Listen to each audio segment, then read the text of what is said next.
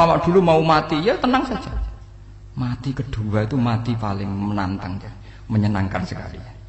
Karena mati yang seru itu mati zaman Al-Adam. Misalnya saya kelahiran tahun 70. Tahun 40-50 kan belum ada saya. Itu mati yang sejati karena Al-Adam. Kenapa? Al-Adam tidak ada. Mati yang nanti itu mati yang petualangan. Karena saya mati setelah menyaksikan kekuasaan Allah. Setelah husnudzon sama Allah. Sehingga mati yang menuruti kerinduan. Akan ketemu sang kekasih. Makanya Jalaluddin Ar-Rumi ketika mau meninggal dan orang-orang muridnya nangis, dia marah-marah. Hei murid-muridku, betapa bodohnya engkau. Saat kayak ini yang saya tunggu. Saya sudah menyesal berpisah mbak Allah zat yang tak seneng. Aku kecewa waktu makhluk-makhluk koyo kowe. Saiki wis wayahe aku goleki Khalik zat sing tak senengi malah mbok tangi. Cek bodhone kowe. Saat-saat sing tak enteni malah mbok tangi. Assalamualaikum warahmatullahi wabarakatuh. Para sahabat Nasehatul Ulama dimanapun berada, mudah-mudahan kita selalu ada dalam lindungan Allah Subhanahu wa Ta'ala dan ada dalam keadaan sehat selalu. Pada kesempatan kali ini seperti biasa kita akan menyajikan pengajian kita bersama guru kita tercinta Gus Bahar, yang dimana di pengajian ini beliau akan mengajarkan kita kitab hikam dan kajian tasawuf lainnya. Bagaimanakah pengajiannya? Mari kita simak pengajiannya bersama-sama, ngaji bersama guru kita tercinta Gus Bahar. Hidup di dunia itu sendiri. Sampai tak warai la Allah kalau kotar. Imam yang ngarang hikam itu punya resep supaya kamu seneng terus. Liyakil lama tafrahu bihi, mesti yakil lama tahzanu bihi. Usahakan sedikit sekali apa yang bikin kamu seneng, maka akan sedikit sekali yang bikin kamu susah. Jadi misalnya kulo nih, jadi kiai misalnya cari wong, kulo kiai wong alim, jelas nak ngalime ngalim, nak kiai rapati ya, nak ngalime jelas. Tapi nak kiai rapati, nah kan kiai tapi ra ngalim. Nah kulo nak darani wong alim malah muni ya jelas ya. Nak kiai rapati ya, kulo rapati nurut, tapi aturan masyarakat rapati napa? Nah sampean kiai tapi ora napa ngalim. Ya betul. Ndak, ini memang bedanya jauh. Ya mungkin lebih kiai sampean di mana. Cara derdek-derdek donga meyakinkan sampean. Tapi cara artine donga piye paham kula. Lha mboten iki nyata, sampean rasa tersinggung napa barang-barang napa? Nyata. Nah, kula sering ditakoki kiai-kiai masalah. Resepnya apa jenenge? Kok jenengan ra tau susah, padahal kita ra tau wiridan, ra tau muhayyisib. Resepnya ilmu itu gini, kata hikam. Ulama yang kayak hikam itu pernah ngarang kitab tuh saking syukurnya entah saking angkuhnya, terserah ngomentari. Kamu harus yakin bahwa di sisa hidup Anda itu tidak akan maksiat lagi. Sehingga kalau kamu ditakdir maksiat, anggap saja akhiru maksiatin kudirat alika. Anggap itu yang terakhir. Siapa yang menganggap mukhal bahwa dia tidak akan dosa sampai mati, berarti menganggap Tuhan itu lemah. Karena cara berpikir kita kan bayangkan hidup itu 40 tahun lagi. Misalnya saya sekarang buat 40, bayang urip kadang 4 tahun meneh. Sampean misalnya umur selawe, bayang selawe tahun meneh. Sehingga nganggep dalam durasi ini selawe tahun kok orang maksiat kan mukhal. Apalagi sampai sudah tahu maksiat itu bakatem, paham? Ya maksiat ya kelas-kelasan, nak BG pacaran, nak wong iso omah ya nakal, nak sing setengah soleh ya berbau proposal ya sesuai kontaknya dewe-dewe. Itu kan urusan masing-masing. ya itu kan urusan masing. Wae wakisabu ala wa ngono ora ana sing ora wakisabu ala. Rombongan wali songo, mbok kangen wali songo, mbok golek selisih wawahu napa alam. Sing roh pangeran piyap, mbok kangen wali, mbok golek selisih margin. Niku pokoke wawahu napa alam. Ya itu kan urusan jenengan mbek pangeran, mboten urusan kula. Tapi tetap saya sebagai ulama mengingatkan, niat itu ditoto. Begini, ulama dulu tuh ngitung hidup itu hanya 2 menit 2 detik. Sehingga dia ya gampang saja. Kayak imam, kayak kanjeng Nabi itu, ya Rasulullah kenapa tidak menyediakan makan untuk besok? Loh, saya itu tidak yakin kalau hidup saya sampai besok. Ya sudah begitu cara, ya sudah tenang saja. Kalau sampean kan bayangkan hidup 4 tahun lagi, 5 tahun lagi, sehingga arah mangan di wedi tenan. Padahal bolak-balik zaman cilik arah mangan tetap wedi. Jadi cara berpikir Nabi itu begitu. Begitu juga cara pikir sahabat, cara pikir ulama-ulama yang waras itu begitu. Loh, saya itu pernah melarat di Jogja zaman pertama merantau. Itu kalau santri saya bilang, Gus kok tidak punya beras gitu. Tapi apa yakin nak sesuk urip Pak? Kowe buta mangan sesuk, anak sesuk ijek napa? Cara berpikir ulama itu begitu. Sehingga melihat maksiat juga gitu. Alhamdulillah aku ijek urip. 1 detik, 2 detik, 2 menit. Sehingga hidup. Dan itu sudah cukup untuk lafadzkan la ilaha illallah. Makanya kata yang ngarang hikam, betapa murahnya Allah. Surga itu hanya bisa dibeli dengan 2 menit. Karena surga itu senilai la ilaha illallah. Miftahul jannah la ilaha illallah. Itu cukup 1 menit. Berarti surga itu regane mau 1 menit. Dan karena dia nganggap hidup itu 1 menit ke depan la ilaha illallah. Ya sudah. Dia ngitungnya hidup itu per menit. Kalau sampean kan enggak per 10 tahun, per 20 tahun. Sehingga kriminal betul. Cara pandang sampean itu kriminal betul. Juga bayang lo kudu di duit, kudu di bojo, nak kiai kudu di pengaruh. Nah kalau saya enggak, saya meskipun tidak sehebat itu, tapi mewarisi keilmuan mereka. Jadi misalnya saya jadi ulama itu bayang lo, di santri mau sitok Islam pokoknya ke Ahmadiyah ya gitu saja. Ya pokoknya sudah gitu. Orang bayang lo santri yang kelambinan takwa khusyuk, salam tempel, demen gelo, demen apa? Lo tanyakan santri-santri saya itu mungkin belum pernah nyuruh istri saya bikin kopi, bisa dihitung. Karena saya itu sederhana saja. Misalnya saya pergi dari Jogja ini yang nyata salah. Bayangno bojo gue semaca, gawekno kopi, bukakno lawang malah kecewa. Seperti umumnya orang kan gitu. Semerantau ada bayangno bojo gue nyuambut, digawekno kopi, digodhogno banyu hangat untuk man, bareng teko bojone wangep kukur-kukur.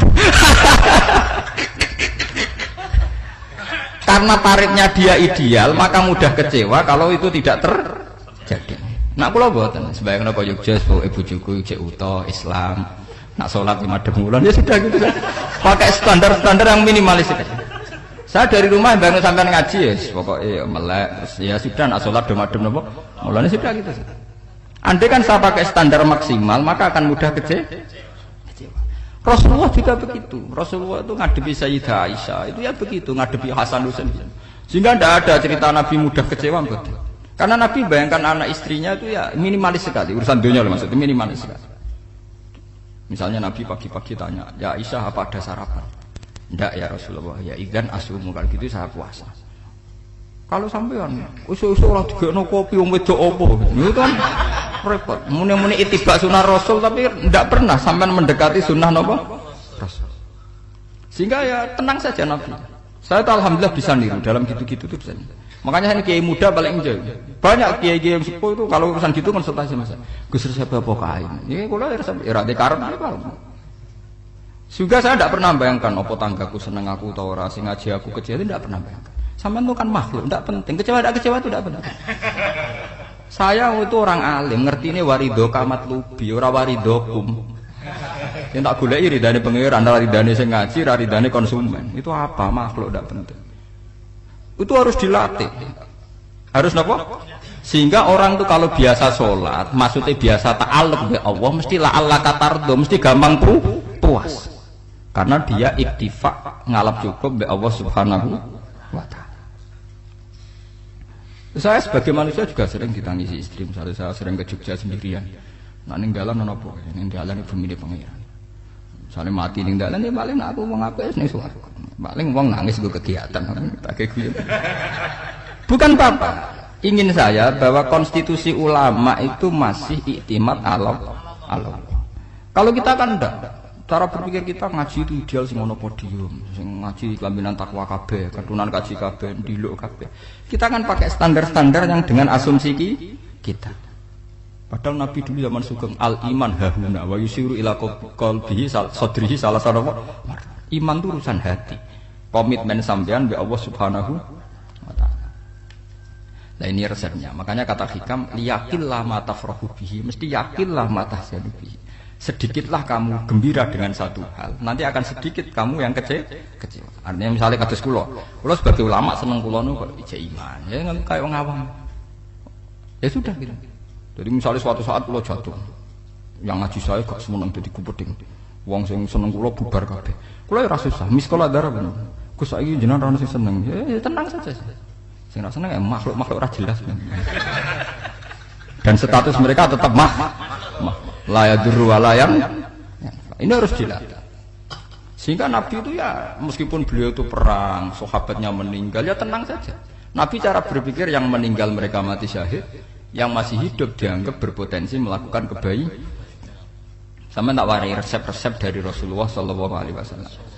Saya ini sebetulnya memaksa, menjelaskan ini maksa, karena saya inginnya jadi ulama yang kayak umumnya orang, tidak ideal amat. Tapi kan saya ditegur ilmunya itu ideal, jadi terpaksa saya jelaskan. Tapi kalau perilaku saya tidak akan ideal.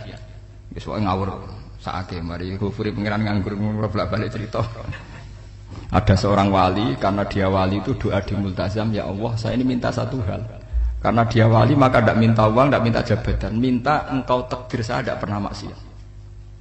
Itu kan bagus sekali, minta doa ditakdir gak maksiat kan ada. Dari pengiran malah siapa? Fa'ena adau kufur. Karena tahu maksiat malah sifat gofurku tak ada kok endi. Gamane pengiran ini sifat gofurku rak nganggur.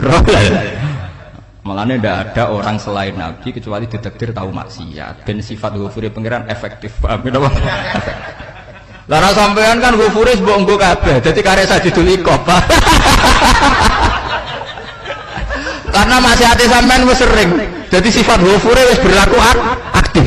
Saya karek nunggu sifat sajidul iqab. Paham ya? Itu beda dengan wali-wali.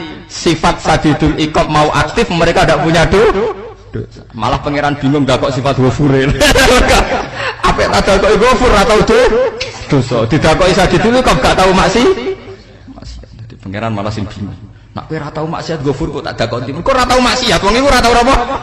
Didakoki sajidul iqab gak mungkin ora tau maksiat. Lah pangeran ape dakok gofur kan syaratnya dosa sik. Sampeyan kan walian.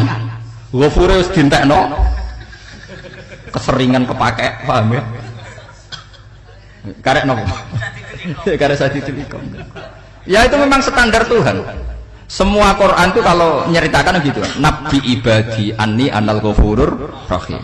Kawulaku ceritani aku ghafurur rahim, tapi yo ceritani wa anna adzabi wal adzabul alim. Jadi Nabi ibadi anni anal ghafurur rahim wa anna adzabi wal adzabul alim. Kalau Nabi Ibrahim, Nabi Muhammad inna rabbaka lasariul iqab. Pangeran cepat nyiksane, tapi wa innahu laghafurur rahim. Jadi dua sifat ini pasti aktif.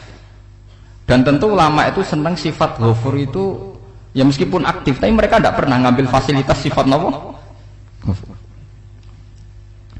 Kalau baleni malih. Sehingga kayak Sayyidina Umar radhiyallahu anhu, ketika beliau pertama jadi khalifah, ini cerita di kitab Hayati Sahabat. Pertama dia jadi khalifah, orang mengira dia akan ngomong hal-hal yang besar, visi besar tentang negara, visi besar tentang izzatil Islam wal muslim. Tapi ketika Umar pertama pidato begini, ayuhal muslimun ayuhan nas, ana, dari kata Sayyidina Umar, ana hulamun min bani Mahsub, akulu min kholati. Saya ini pemuda dari Bani Mahsub. Kecil saya bisa makan karena bulik-bulik saya punya kebun kurma yang kalau saya memanen diopahi beberapa biji, dan itu menjadi kuti wahayati, menjadi saya bisa hidup. Terus wassalamualaikum warahmatullahi wabarakatuh. Orang itu penasaran semua. Orang jadi khalifah pertama dibenem jadi Amirul Mukminin, pidatone ngenang masa kecilnya ra kelar mangan. Kelare mangan mergo buruh bulike. Paham ya? Ngondoh kurma terus dikai tamarotin. Beberapa kurma sing dadekno iso. Dan itu saya pakai sampai ketemu Allah Subhanahu wa taala saya pakai. Misalnya sekarang saya mulya, misalnya kalau dibilang mulya, ya ana sing nyucup, ana sing husnudzon, ana sing hormat, ya macam-macam sawangane. Itu bodoh sekali kalau saya menikmati itu, bodoh sekali. Paling banter nikmati dicucup, dihormati itu apa? Tapi kalau nikmatnya bisa makan saat itu tuh nyawa. SBY jadi presiden prestasi, Gus Dur jadi presiden prestasi, tapi umpama presiden tetap mangan. Prestasi tertinggi adalah bisa makan selisat dirumki gojogonyo. Makanya Umar mengingatkan, sebetulnya nikmat tertinggi saya itu tidak saat saya jadi khalifah, saat itu kok aku iso mangan, cara gak aku mati. Paham ya? Jadi itu luar biasa. Kita ini kan menjadi angkuh karena ngitung nikmat itu yang besar-besar, punya prestasi, punya. Kalau saya enggak, ngitung nikmat itu kelar mangan gak mati, kan gampang. Sehingga saya tidak mudah kecewa karena tarifnya minimalis, gak gampang apa? Jadi misalnya kalau kapan-kapan kok berhubung, Gus ini Tuhan rasanya jenengan ngeten-ngeten. Oh makhluk itu ya gak apa-apa. Kalau disetatuskan kiai kan seakan-akan ngomongnya sakral, seakan-akan mandi. Tapi nak tak status, oh makhluk itu ngomong ngono ya sudah kan. Menjadi ringan kan kalau disetatuskan sebagai apa? makhluk. Tentu makhluk statusnya la yadurru wala yanfa. Nah, di sini ini pentingnya orang-orang ahli tauhid tentu tidak punya kesusahan. Innalladzina qalu rabbuna Allah tsummas taqamu. Itu mesti tidak ada kesusahan sama sekali. Misalnya ulama-ulama dulu mau mati, ya tenang saja. Mati kedua itu mati paling menantang, menyenangkan sekali. Karena mati yang seru itu mati zaman Al-Adam. Misalnya saya kelahiran tahun 70. Tahun 40-50 kan belum ada saya. Itu mati yang sejati karena Al-Adam. Kenapa? Al-Adam tidak ada. Mati yang nanti itu mati yang petualangan. Karena saya mati setelah menyaksikan kekuasaan Allah. Setelah husnudzon sama Allah. Sehingga mati yang menuruti kerinduan. Akan ketemu sang kekasih. Makanya Jalaluddin Ar-Rumi ketika mau meninggal dan orang-orang muridnya nangis. Dia marah-marah. Hei murid-muridku, betapa bodohnya engkau. Saat kayak ini yang saya tunggu. Saya sudah menyesal berpisah mbak Allah dat yang tak seneng. Aku kecewa waktu makhluk-makhluk koyo kowe. Saiki wis wayahe aku goleki kholik dat sing tak senengi malah mbok tangi. Cek bodone kowe. Saat-saat sing tak enteni malah mbok tangi. Betapa aku lamanya menunggu kematian ini. Mergo hidup itu keterpisahanku mbek Allah, kemen ketemu kowe jare. Mulane Jalaluddin Rumilah yang mengistilahkan mati itu malam pengantin. Makanya fal'an awanul firaq minkum wa awanul wisol bihabibi. Ini saat yang indah karena ketemu dengan berpisah dari makhluk-makhluk yang tidak penting menuju sama habibi kekasihku. Jadi dia mengistilahkan mati itu malam pengantin. Semenjak istilah itu populer sehingga di Jawa ana ngipi dadi nganten takwilane mati.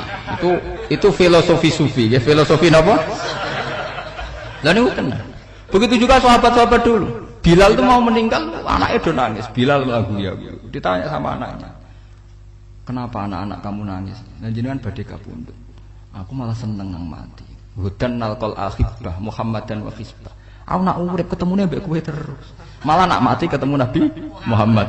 Hudan nalqal akhibah Muhammadan wa hisbah. Nah, dengan cara pandang begitu maka hidup itu enjoy saja. Ya, saya sebenarnya keberatan pakai kelas ini keberatan karena saya harus ngulang sampean-sampean itu. Ya makanya potensi kayak saya tentu mengurangi jadwal ketemu. Makanya saya mohon kalau tidak penting itu jangan sungkan. Anggap saja itu bagian dari hormat saya.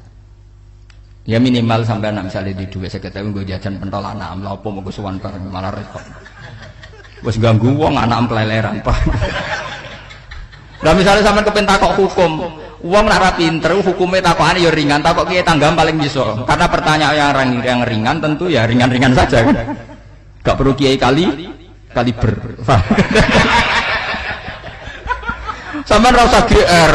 Kula pertanyaane angel Gus tak ono sing iso jawab. Wong nak ra alim tahqiq, iku pertanyaane ya ora pati mutu. Iku wis kangelan ngoten. Ini mboten ngenyek tapi padha enak. Padha napa? Makanya kalau latih. Jadi hikam sendiri itu ada manhaj, ada metode. Kalau orang supaya tardo, liyakil lama tafrahu bi, yakil lama tahzanu. Anak saya itu kalau habis main pulang, itu saya senengnya pol. Istri saya pernah jangan. Gus, anak mulai senengnya dik piro-piro, anakku gelem mulai ning omah. Misalnya minggat terus piye. Saya itu anakku lo main mulai itu seneng. Piro-piro anakku mulai ning omah. Dipanggil anak saya bapak itu senengnya sak boleh. Piro-piro ana sing manggil napa? Bapak. Jadi saya pakai standar minimalis sekali. Saya tidak pernah pakai tarif dia anak yang ideal dihormati orang. Sampai anakku sujud ning pangeran ngerti pentingnya maca tasbih. Makanya anak saya tak namakan tasbih semua. Itu ya sudah selesai.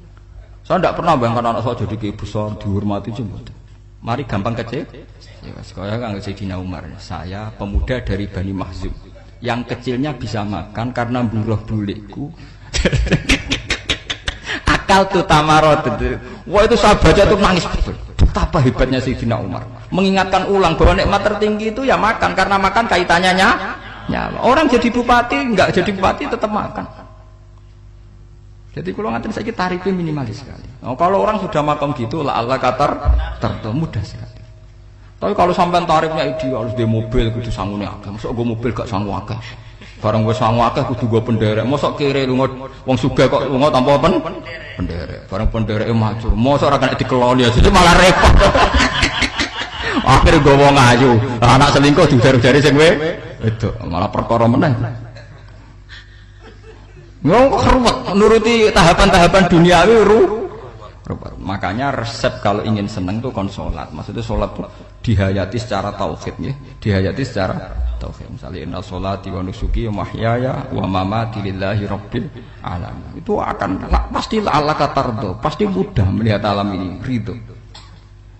Ini satu sekelumit ya, dari resep seorang ulama yang saya meniru beberapa di kitab Hayati Sahabat, di kitab Hikam, dan meniru terutama semuanya sanad dari Rasulullah Shallallahu Alaihi Wasallam. Makanya suatu saat Nabi itu kagum. Abdullah bin Mas'ud itu jalan-jalan dan dikawal oleh beberapa malaikat. Terus Nabi itu heran. Ya Abdullah, kenapa malaikat itu selalu mengawal kamu? Terus kata Abdullah bin Mas'ud, ya Rasulullah, innila akhtu khutwatan illa wa azunnu alla akhtu wa ukhra. Wa ma akaltu luqmatan illa wa azunnu alla alqamu ukhra. Saya itu tidak pernah melangkah kecuali saya tidak pernah yakin apa betul saya bisa melangkah lagi. Jadi perlangkahnya itu dia iktimat Allah. Dan saya tidak pernah mengunyah satu kunyahan kecuali saya tidak yakin apa betul saya bisa mengunyah lagi. Sehingga setiap kunyahannya tetap semuanya bernada Bismillah. Semua itu atas nama pertolongan Allah. Terus kata Rasulullah, orang kayak kamu itu andaikan saya ada nabi terakhir itu jadi nabi. Jadi makanya dulu Nabi itu sering ngendikan, andaikan orang-orang kayak gitu itu ada nubuah, tentu mereka punya derajat napa? Nubuah. Jadi tidak jadi nabi tapi punya derajat napa? Nubuah. Lah orang yang cara berpikir gitu tentu tidak khawatir apa yang hilang dari dirinya karena dia berkontrak dengan Tuhan hanya per menit per detik. Mulane Hikam punya resep al-mu'min yusiru sana Allah min ayakuna li nafsi dzakiran. Seorang mukmin yang sejati tentu kontraknya dengan Allah Subhanahu wa taala dan dia tidak pernah ingat dirinya sendiri. Kayak sampean pas umat tapiil, Allahu Akbar, Allah Maha Besar, subhanak. Selalu ana wong ngrasani ora lali, termasuk lali utange barang niku. Tapi yang jelas kan menjadi enjoy dengan dirinya sendiri. Paham ya? Menjadi enjoy dengan dirinya karena dia tidak sering punya kontrak dengan makhluk. Nah ini maksudnya Allah kan apa? Janganlah ala katarta kamu pandang, apa nak sholat terus kabul kajati, apa nak sholat terus untuk duit ya bernama bermun. Karena cara berpikir iso aja nak duit ya. Dan ini resep ya, dan resep ini dari ulama-ulama yang istinad ila Rasulullah Shallallahu Alaihi Wasallam. Karena kalau Nabi itu memang cara pandang begitu. Aisyah itu pernah ditanya, ya Aisyah, saya ini ingin makan, apa daging yang dari sahabat ini masih? Wah ya Rasulullah sudah habis karena tak kasihkan tetangga. Itu Nabi tidak marah-marah malah bilang, kamu benar Aisyah, kamu keliru, yang kamu kasihkan tuh yang masih. Karena daging dipangan dewe kadang nuruti nafsu, nak dikekno wong sedekah nuruti perintah pengen. Jare Kanjeng Nabi, beneran Aisyah, dagingnya ijek. Mongko ana tiyang kok malah ijek, sing mbok sedekah malah sing ijek. Cara berpikir Nabi itu begitu. Tapi tahu-tahu disederhanakan sunnah Nabi serbanan. Lah itu kan ya memang itu bagian dari sunnah Nabi, tapi sunnah seharga 10.000. Paham ya? Ini monggo mawon sampean sunnah Nabi serbanan gitu, tapi itu sunnah yang bisa dibeli dengan murah. Hakikatnya sunnah Nabi itu rata-rata bentuknya perilaku. Napa? Sampean delok dawuh Aisyah tengene tiba berjanji. Kana khuluquhul Qur'an wa shimatuhul ghufran yansahu lil insan wa yafsahu fil ihsan. Wa ya'fu 'anil dzambi idza kana fi haqqihi wa sababi. Kana khuluquhul Qur'an, Nabi ku akhlak dasare wis kaya Quran plek. Urusane akhlak. Wa shimatuhul ghufran, ciri utama sifatnya Nabi gampang nyepuro. Yansahu lil insan. Dan Nabi punya niat baik pada seluruh manusia. Wa yafsahu fil ihsan, sering melakukan ihsan. Lah nek sunah Nabi ngoten kan luwih sering kula Quran ya wis apal mulang. Wasimatu ghufran kula gampang nyepuro, sampean ngaji angop ya ora tau tak amuk. Yan saqulil insan kula bedina nasihati tiyang wong mulang. Wayah sahu fil ihsan tak gawe gampang. Kula mulang ya ora tau gawe tarik. Itu sakmene kudu podium, kudu wong dilo ya ora. Pokoke anggere ke Ahmadiyah ya salat madhep ngulon ya sudah. Lho itu kan dawuh Aisyah ketika ditanya kaifa kana khuluqu Rasulillah. Dan itu semua dijawab oleh ahwal, oleh sebuah perilaku. Tidak ada Aisyah jawab nganggo atribut. Oh Nabi itu jubahan serbanan, tidak ada itu. Memang itu sunnah ya, saya aku itu sunnah, teman jangan salah paham ya. Tapi itu sunnah yang tidak dijawab oleh Aisyah. Sunnah yang sampean jawab sendiri, paham? Aisyah yang istrinya Rasulullah ketika ditanya kaifa kana khuluqu Rasulillah, beliau jawab kana khuluquhul Quran wa simatuhul ghufran yansahu lil insan wa yakhsahu fil ihsan. Semuanya akhwal wa ya'fu anidz dzambi idza kana fi haqqihi wa sababi wa idza di'a haqqu wa lam yakun li ahadi marra'ahu badihatan haba wa idza ta'ahul miskinu ajaba yaqulul haqqa walau kana murra wa la yutmiru lil muslimin hisaw wala dur. Semuanya itu akhwal, satu perilaku sosial. Saya mengakui kalau serbanan sunnah, ya saya ngakui. Tapi sunnah wis paham. Karena saya mewakili yang akhwal tadi, yang apa? Lah mungkin untuk sampeyan, monggo kalau untuk ngisi sunnah. Tapi mbok ya adil itu. Ini bukan kritik mboten nggih. Yang meyakini serban sunat kan sudah banyak dan itu bagus. Tapi cobalah juga meyakini ahwalu Rasulillah. Makanya man sanna sunnatan itu rata-rata ulama maknani siapa yang ikut sunnahnya Nabi. Rata-rata ulama nafsir ahwalu Rasulillah wa af'alu. Perilaku sosial Rasulullah. Makanya terusannya wa idza da'ahul miskinu ajaba. Kalau dipanggil orang miskin ya datang. Ya maksudnya ada harus orang miskin manggil pas resepsi kawin boten. Misalnya ana wong melarat kuwi di sepeda motor, wong melarate yo ngeteroni puskesmas ya mbok terno. Wong melarat lara yo nukono misale apa minyak kayu putih mbok tekani. Ora kok ngerti-ngerti mbok ngurusan walimatul urus sing wajib piye kabeh. Payah. Lho lan wa idza dal miskin ajabe ora ana hadise urusan walimatul urusan mboten. Kalau orang miskin manggil ya dalam riwayat hadis ya Nabi sering dipanggil orang miskin, ya Rasulullah mbok datang ke rumahku ada apa, terus ya Nabi saya tuh ingin rumahku sing elek jenengan nate salat teng mriku, ya Nabi datang ya salat saja ya ora ada jamuan fi ayyi makanin aradta an tusalliya fi, kamu di tempat mana kamu seneng salat teng mriki ya Rasulullah, ya Nabi salat sing ngundang ya waras pisan kenangan mek Nabi kok mae dienggo salat Nabi ampean tau tanggung kiai kon salat kon mromosekno anakmu iku paham. Kiai dongakno nggih kersane ketampi PNS waduh. Padahal kiai ini dhewe anake ra PNS. Kalau dulu kan sahabat ngundang Nabi itu ya gitu. Ya Rasulullah, saya itu ingin sekali engkau sholat di rumahku, fa'attakhidahu musallan. Kemudian tempat yang pernah engkau sholati mau tak pakai musola pribadi. Makanya masjid Kiblaten itu rumahnya sahabat. Karena dulu Nabi pernah sholat di satu tempat. Adalah ono perintah tahlilul kiblat itu di rumahnya sahabat. Itu sahabat dulu itu kalau ngaturin Nabi itu kenanya ingin Nabi pernah sholat di situ.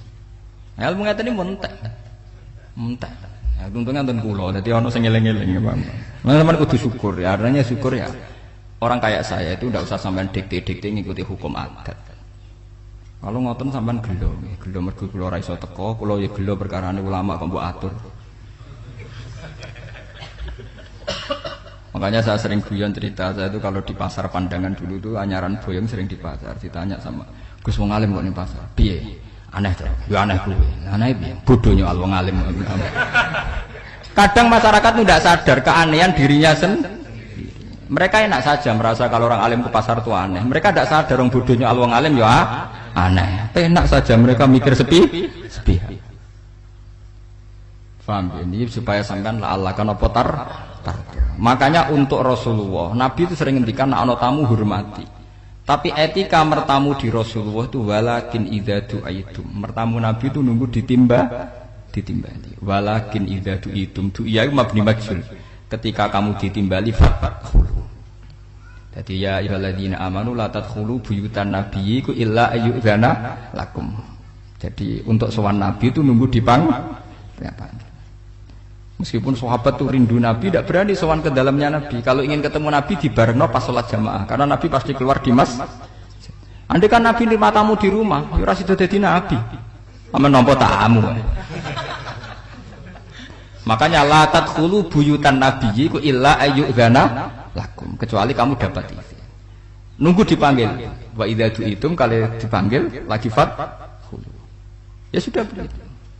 Tapi sekarang itu ya sudah begini. Ini kula cerita ilmiah saja. Saya tidak punya kepentingan apa-apa. Ya kepentingan kula ben ra mbok tamoni jujur mawon. Sampean misalnya cuma guling-gilingan dulu itu kalau sahabat itu ketemu Nabi pendak sholat sama pendak ngaji. Paham ya?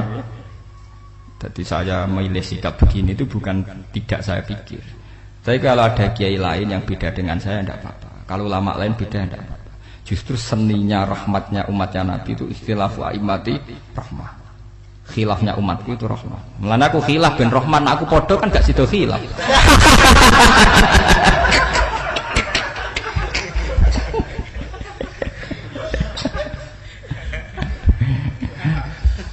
Dasar debat khilaf.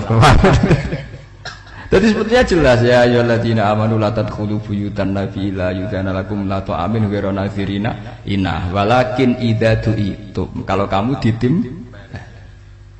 Nah, padahal setelah tidak ada nabi tentu yang mewarisi nabi adalah ulama. Ya minimal itu ya ulama itu pokoknya kula kenangan mbek jenengan yang ngaji misalnya. Kenal Gus Bah ya kenal nabi pas ngaji ya sudah gitu. Sahabat kenangannya sama nabi ya gitu. Nabi roh jenengem ora cuma aku betina jamaah mbek Nabi. Ya sudah gitu kenangannya. Yang kenal Nabi ya sahabat papan-papan atas ya. Makanya sahabat itu ribuan tapi pancet sing muncul ning hadis Abu Bakar, Umar, Utsman, Ali. Karena yang lain memang enggak kenal, hanya ikut sholat, ikut ngaji. Jadi ya enggak ada memang enggak tahu muncul ning apa? Hadis. Muncul jam'un minas sahabah. Waduh. Munculnya rombongan. Ya karena mereka kenalnya Nabi ya pendak sholat, pendak apa? Ngaji. Paham gitu. Terus niki kula sukani resep liyaqilla ma tafrahu bihi, mesti yaqilla ma tahzanu bihi. Supaya sedikit sekali yang bikin kamu senang, maka akan sedikit sekali yang bikin kamu Jadi misalnya kita bayangno bojo ngoten. Bojoku alhamdulillah cah Islam nak sholat madhepmu. Jadi misalnya roh cerewete, roh judese, roh kukur-kukure mbek angop tenang. Tenang. Mergo jais tenang karena tarifnya mini Mas. Jajal misalnya tarif bojo kudu senyum teko wis maca bareng roe teko angel waduh wis bar dari hikam gampang. Makanya hikam itu punya cerita suatu saat seorang raja itu dapat kiriman gelas keramik yang indah sekali dari Zabarjat terus bertatahkan intan pokoknya serba mewah. Raja itu senang sekali. Ketika tanya penasihatnya, menurut kamu gimana gelas ini? Ya gelas ini indah sekali, tapi sebaiknya raja ndak punya aja. Loh, saya seneng kok sebaiknya ndak punya. Saking senengnya raja itu tiap minum pakai gelas itu, kalau ndak ada nggak mau minum. Suatu saat gelas itu pecah, susah sekali raja. Memanggil penasihat, iya bener kamu. Kalau saya dulu ndak punya malah tahu pecah. Jadi dulu raja itu yang gelas atom gelem, gelas biasa gelem kan menjadi bunga yang gampang kan ringan. Tapi sekarang bunganya bersyarat kan menjadi tambah repot. Sama aku di sini untuk bojo iku asal wedok sampai salat madhep mulat wis seneng. Tapi setelah kamu pakai tarif yang macam-macam kan tambah senenge ngenteni macak, ngenteni ramah, ngenteni servis kan repot. Tapi aku bojo kula sering janggal. Kepengen kula niku ngamuk, kula bilang ngamuk apa kowe Islam apa? Kowe ya rohku ya Islam ya salat, ketoke madhep wulan nang ngamuk urusan apa? Ya aneh memang cara berkeluarga saya aneh, tapi aneh yang waras. Timbang sampean umumnya orang umum tapi tidak bener. Karena tarifnya kebanyakan. Nah, itu jenenge apa? Liyaqil lama tafrahu bihi mesti yaqil lama tahzanu. Alhamdulillahirrabbilalamin. Para sahabat semua, mungkin itu pengajian kita kali ini bersama Gus Bah. Yang dimana di pengajian tadi banyak sekali ilmu-ilmu yang bisa kita dapat dari pengajiannya beliau, dimana penjelasan beliau sangat jelas dan sangat-sangat mudah dicerna oleh kita semua. Dan mudah-mudahan para sahabat semua dengan adanya video tadi bisa menambah ilmu untuk kita semua. Para sahabat semua, mungkin itu yang kali ini yang bisa kita sajikan di pengajian kali ini. Selebihnya saya mohon maaf sebagai admin apabila ada kesalahan dari saya. Saya undur diri, wabillahi taufiq wal hidayah. Wassalamualaikum warahmatullahi wabarakatuh. Sampai jumpa di pengajian berikutnya.